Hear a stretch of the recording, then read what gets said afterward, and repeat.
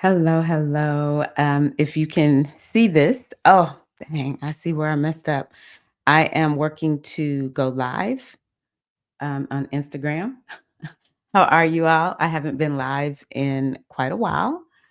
You'll see me looking off to the side because I have two screens. But yes, I have kind of gotten to a place where I was like, I can't stand the people who own Meta. And so I hadn't been here on Instagram in a while. I just went live on my YouTube channel and was hoping to go live here on Instagram because I see y'all are still here.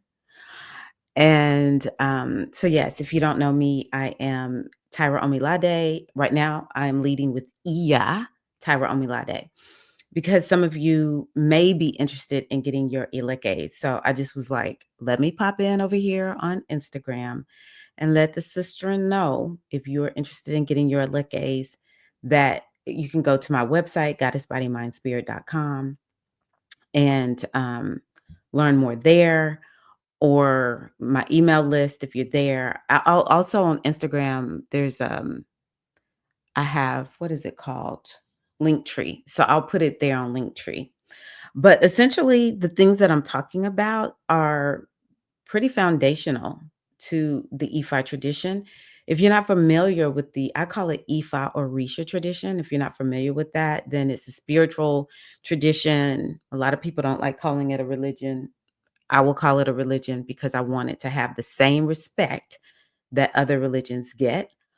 Um, but it is truly a spiritual practice out of West Africa, Nigeria, and it is why am I seeing things flash over here? I see why. It is I love this tradition because there's a lot of us who descend from Africans who were captives and enslaved from Africa over here in Latin America and North America. And um, we got separated from our ancestral ways. And for whatever reason, this particular tradition is what just took off amongst those, especially in South America and the Caribbean, as the predominant um, religion, cosmology practices that remained with the people who were brought over here, captured. And so, for whatever reason, I always say this religion, Ifa, this wisdom, is so powerful that it made sure that not only did it get here, but it has spread throughout the diaspora.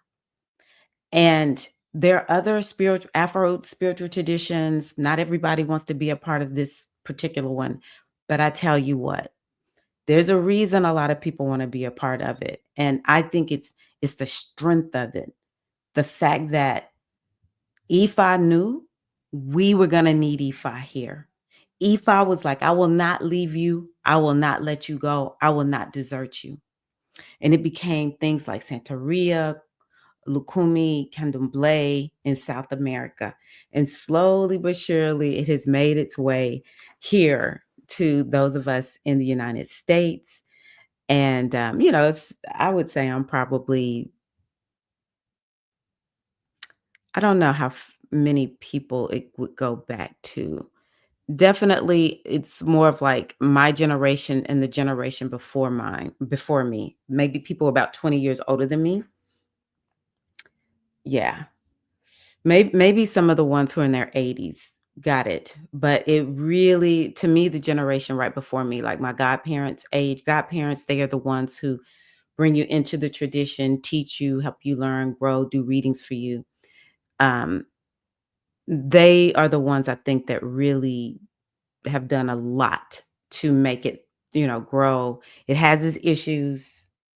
It's a lot of it doesn't matter if humans are involved, there's gonna be some corruption, so I'm not gonna even act like this thing is perfect. I have a lot of issues that I take with the human aspect of this tradition. It can be very dogmatic, but the actual wisdom, I feel so special, you know? And so my position is we need this type of spirituality more than we've ever needed it before. The whole world is shifting and it's changing. And I'm an astrologer, and so in astrology we're talking about we're watching the whole world be rebirthed. We think it's humans that are doing this, but the astrology speaks to what is happening. And I'm sure there are psychics and people who are in this tradition and have done readings and got no do. They'll do is the wisdom in this tradition or whatever. But it's a lot of us that knew that this day was coming. And I want you to be equipped to handle this in the best way possible. One of the things I love to do is I pour libations for my whole family. I will even say, I know it's cousins that I don't even know their names. I haven't even met them. I'm pouring these libations covering my whole family. I just think that it's a lot of us that want to practice this. I know African Americans the best because that's what I am. And we have the hoodoo tradition. And we've poo-pooed on it all. We've been told it's all bad, it's no good. That is a lie from the pit, and the truth ain't in it. We need to remember these traditions. It is how our ancestors made it through those hard times. The strength of Africans in all these different forms, be it in Africa, here in the here in the diaspora, the strength that we have, you can't tell me we didn't come from some mighty, mighty people and some mighty, mighty practices. Okay. And so this is a way for us to cultivate that part of ourselves. And we need to heal ourselves. We want to grow with this thing. We want to evolve. And it can essentially help us to succeed. In this live stream that I just went on, my heart feels so open right now from it because I think about how I felt before I found this tradition. I felt so lost, and I knew there was something else. I just couldn't quite put my finger on it. And this was before I knew anything. But there was always something in me that I was like, I know, I know, I know. There's something beyond what people are telling me. I just don't know what it is. And slowly but surely, I started getting clues. The first clue came when let's see here. Yeah, it actually was when I was in grad school. And I started learning about, well, the first one was not Ifa. What is her name? Heal Thyself, Queen Afua. And, in her book, she was talking about these Egyptian deities, which I'm very much into the Egyptian spirituality also. I'm like, this is so interesting.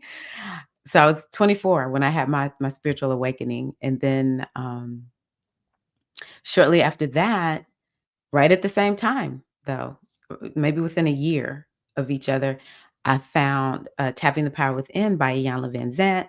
And that's when I began to learn about the Ori and the ancestors. And I was like, huh. And then there was a friend who had a book that was about the Orisha.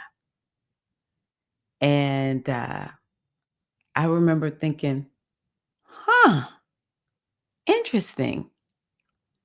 I'm learning something about the spirituality of Africa, just like I wanted to know all along.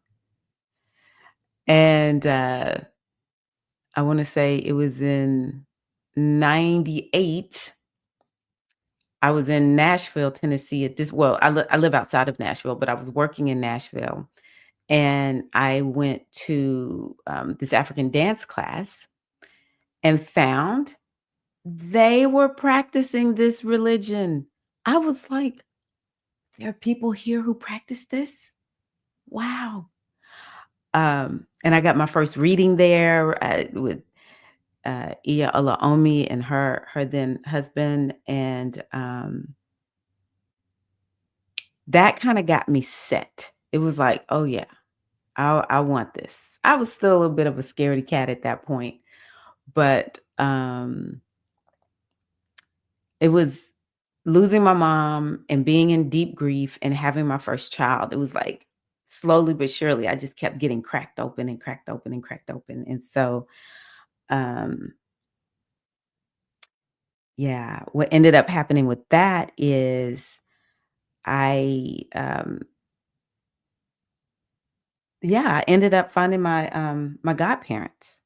I just had to get the answer. I was like, I gotta figure out what this is and give it a try.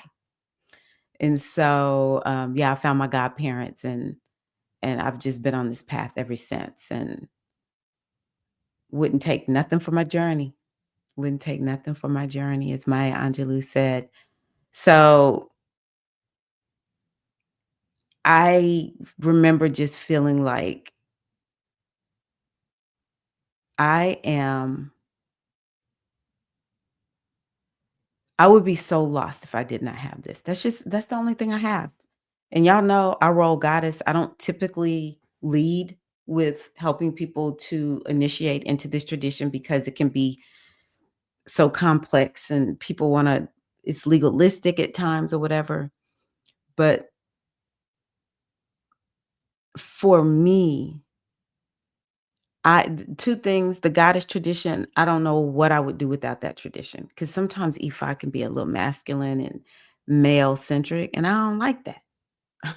I don't mind male-centric, things that are male-centric, but it doesn't empower me. I wanna be in a position where I feel empower. So that's where the goddess tradition came in for me.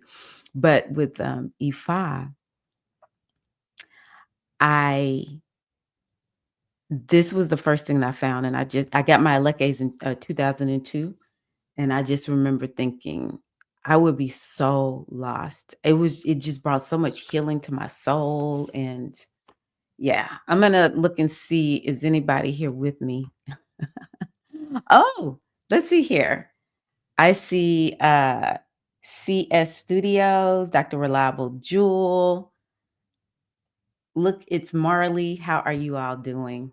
So yeah, it's people who are here. I know on Instagram you kind of have to interact with people. So now that I can look at my screen, it's kind of weird the way I have to live stream.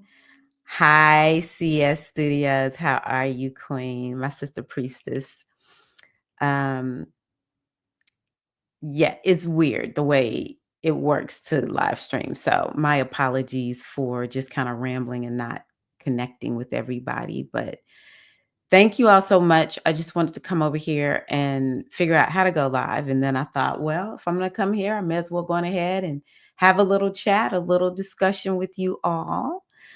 And I hope that all is well. One of the things that I just did this evening was I shared.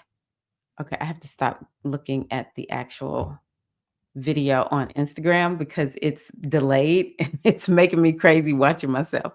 But I shared a practice, like the pillars, 3 pillars of this Ifa-Orisha tradition that you can do even if you're not initiated. Um, so yeah, you can check that out. For those who know, it'll be something, it's a refresher, it's a reminder. But I can tell y'all this. In me preparing myself to take people through this process, it has made me realize how much I appreciate this tradition and how it's great to get a refresher. So I'll leave it at that. Let me just make sure nobody else has spoken. Okay, so I'm gonna run. Thank you so much. Hello, Instagram. Hi, IG. Like I said, I'm typically never here debating if I'm coming back. But yeah, I just want to jump in and say hello. Love you all so much. And yeah, connect soon. Peace and love.